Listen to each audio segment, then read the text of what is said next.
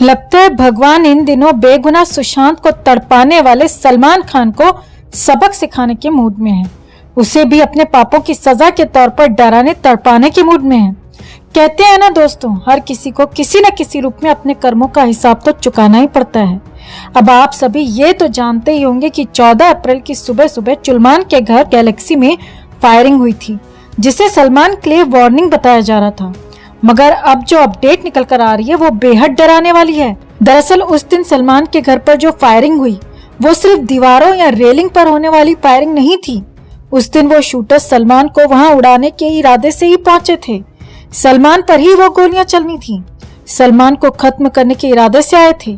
मगर सलमान की जान किस करिश्मे से बची? क्या थी शूटर्स की प्लानिंग?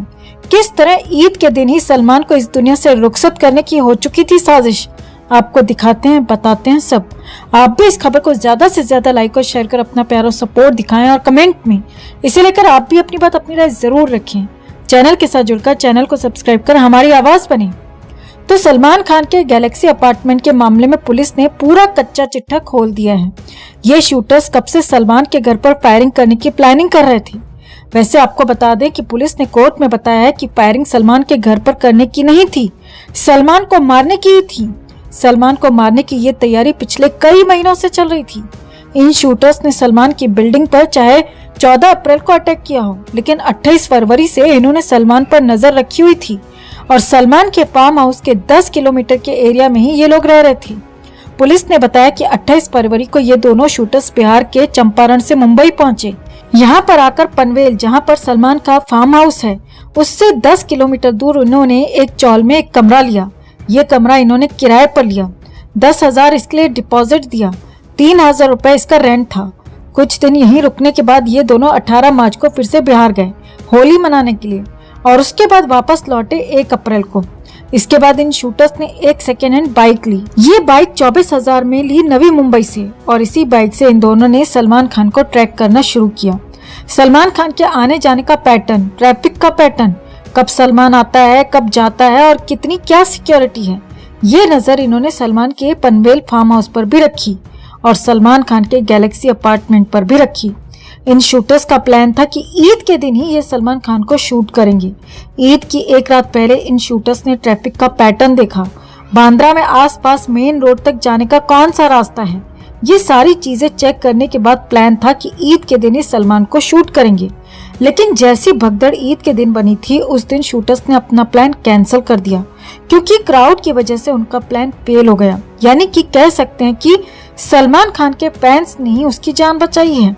खैर, ईद के दिन ये अपना काम नहीं कर पाए तो इन्होंने 14 अप्रैल का दिन चुना सलमान पर अटैक करने का। सुबह के 3 बजे ये सलमान के गैलेक्सी अपार्टमेंट के आसपास पहुंच गए। विकास गुप्ता बाइक चला रहा था और सागर पीछे बैठा था। सागर ही वो शख्स है जिसने फायरिंग की।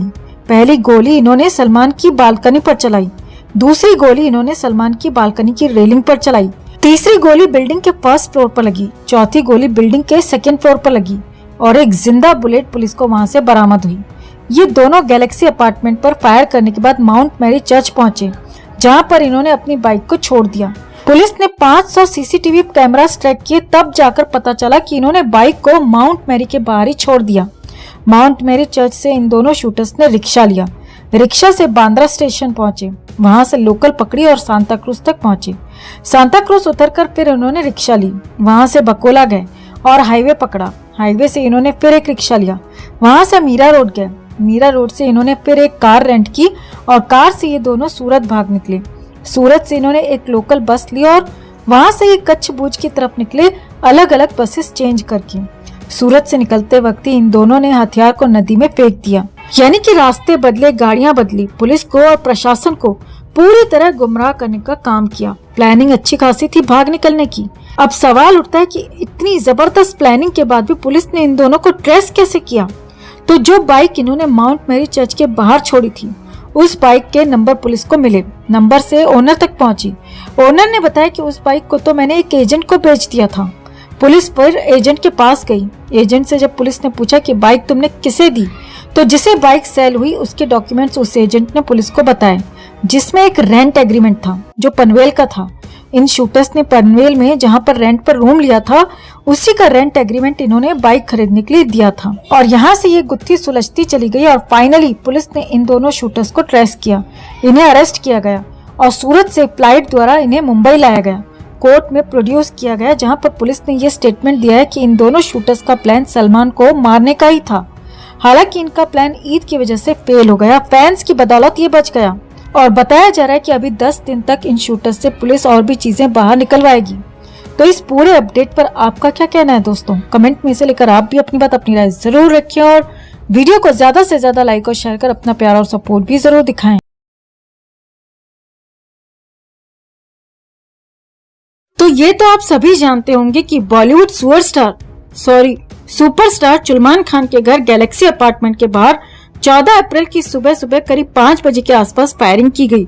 इस घटना के बाद पूरे देश में सनसनी फैल गई। बाद में हमले का सीसीटीवी फुटेज भी सामने आया जिसमें देखा गया कि सलमान खान के बांद्रा स्थित गैलेक्सी अपार्टमेंट के सामने 2 बाइक सवारों ने 6 राउंड फायरिंग की। लेकिन अब इस खबर को लेकर जो दावा किया जा रहा है, जो खबर निकल कर आ रही है, वो बेहद चौंकाने वाली है, हैरान करने वाली है, जिसमें बताया जा रहा है कि ये सलमान पर हुआ हमला सिर्फ और सिर्फ एक पब्लिसिटी स्टंट है, इससे ज्यादा कुछ नहीं। तो आखिर किसने किया है ये दावा? क्या है इस दावे के पीछे की सच्चाई? आपको दिखाते हैं, बताते हैं सब। आप भी इस खबर को ज्यादा से ज्यादा लाइक और शेयर कर अपना प्यार और सपोर्ट दिखाएं और कमेंट में इसे लेकर आप भी अपनी बात, अपनी राय जरूर रखें। चैनल के साथ जुड़कर चैनल को सब्सक्राइब कर हमारी आवाज बने। तो सलमान को पिछले काफी समय से जान से मारने की धमकियां मिल रही थी और ये धमकियां बिश्नोई गैंग की तरफ से आ रही थी। अब हाल ही में 14 अप्रैल के दिन सलमान के घर गैलेक्सी में फायरिंग की खबरें आई तो पूरे बॉलीवुड में दहशत का माहौल बन गया। आपको बता दें, जिस वक्त ये वारदात हुई उस वक्त सलमान खान घर में ही था और इस घटना के बाद एक्टर और उसके परिवार की सुरक्षा बढ़ा दी गई है। इस पूरी घटना की गैंगस्टर लॉरेंस बिश्नोई के भाई अनमोल बिश्नोई ने जिम्मेदारी भी ली है। एक तरफ फैंस और एक्टर के करीबी इस हादसे के बाद टेंशन में हैं और सलमान की सुरक्षा को लेकर चिंता जता रहे हैं। वहीं दूसरी तरफ अब सेलिब्रिटीज भी इस मामले पर रिएक्ट करते हुए अपनी प्रतिक्रिया देते हुए सलमान को लेकर फिक्र जता रहे हैं। इसी बीच बॉलीवुड एक्टर और फिल्म क्रिटिक कमाल राशिद खान अपनी एक पोस्ट को लेकर चर्चा में आ गए हैं।